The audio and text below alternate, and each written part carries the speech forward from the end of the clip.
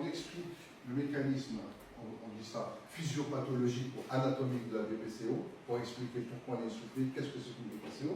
On va partir sur, on va regarder à gauche, après on regardera à droite. Hein. Ma gauche à moi, ma droite à moi. Donc, en fait, quand on a une bronche normale, on la voit ici, une bronche normale, c'est-à-dire que ici, la lumière de la bronche est normale, il n'y a pas d'obstruction, ça ventile bien, la muqueuse ici est normale, les muscles sont normaux, donc c'est une bronche sympa, normale, il ne se passe rien dessus.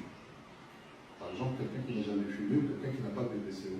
Donc, si on passe à gauche, on va voir une bronche anormale. Chez, par exemple, quelqu'un qui a une bronchite chronique obstructive. Quand on a une obstruction, un rétrécissement de la bronche. Sur le rétrécissement, qu'on voit ici, il est favorisé par une inflammation. On voit une muqueuse ici, plus épaisse, avec beaucoup de cellules inflammatoires dedans. On va voir ici qu'il y a des glandes dans la bronche, des glandes. On va voir que les glandes sont beaucoup plus importantes et sécrètent plus, ce qui participe à l'obstruction de la bronche et donc à l'essoufflement.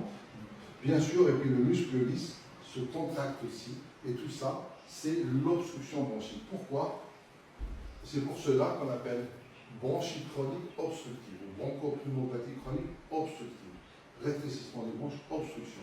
Et souvent irréversible, parce que quand on fume pendant 20, 30, 40 ans, on n'a pas forcément de réversibilité, il vaut mieux arrêter de fumer rapidement. Et même si on arrête de fumer tardivement, on a quand même des bénéfices qui ne sont pas négligeables. Notamment aussi au niveau cardiovasculaire et j'en passe. Donc, quand on a une bronchite chronique obstructive, voilà ce qui se passe. Obstruction, essoufflement, infection, exacerbation. Maintenant, on dit bronchopneumopathie obstructive. Il y a aussi une inflammation du poumon qui peut s'associer à la bronchite chronique ou à la BPCO. C'est ce qu'on appelle l'emphysème. Alors, pour comprendre l'emphysème, on va prendre une bronche normale qui n'est pas obstruée. Et au bout de la bronche terminale, il y a ce qu'on appelle des alvéoles. Des alvéoles comme des sacs alvéolaires. Et dans ces alvéoles, c'est là où se passe la ventilation et surtout les échanges gazeux. Je récupère de l'oxygène et je balance du dioxyde de carbone. Et ça se passe dans les alvéoles. Donc, il y a ici des vaisseaux qui s'occupent des échanges gazeux dans les alvéoles. Donc, l'échange d'air se fait dans les alvéoles de façon normale. À l'inspiration, on a de l'oxygène dans l'air. À l'expiration, on a du dioxyde de carbone, du gaz carbonique dans l'air expiré. Ventilation normale, pas d'obstruction, pas d'emphysème. Quand on a l'emphysème, qu'est-ce qui se passe? En fait, on part exactement comme ici, d'une obstruction bronchique. On voit ici que c'est obstrué, c'est rétréci. Et au bout de la bronche terminale, on a ce qu'on appelle de l'emphysème. Qu'est-ce que c'est que l'emphysème? C'est-à-dire que c'est l'air qui rentre dans les poumons profonds, dans les alvéoles, il a du mal à sortir et il va rester piégé dans le poumon profond, dans les alvéoles. S'il reste piégé, il participe de moins en moins aux échanges gazeux dans les alvéoles.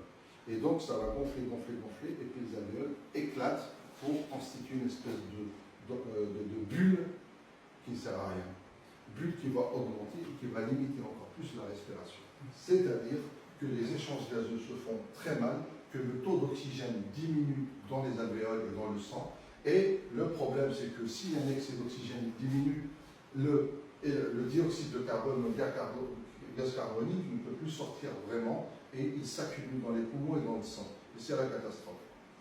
Donc, dans ces conditions, quand il y a une baisse d'oxygène, on met de l'oxygène pour les patients, et s'il y a une augmentation du gaz carbonique qui est toxique et qui peut être mortel, hein, dans les cas extrêmes, bien sûr, si on ne fait rien, on est obligé de ventiler les patients, pour donner une petite machine avec un masque pour améliorer les échanges gazeux et aller chercher de l'air là où il y a, la respiration là où elle peut exister dans les autres poumons qui ne sont pas atteints, au moins, enfin les autres parties du poumon qui sont moins atteintes par l'emphysème. Donc c'est pour cela qu'on parle de bronchopneumopathie obstructive, obstruction bronchique, rétrécissement bronchique, inflammation des alvéoles, destruction des alvéoles, emphysème.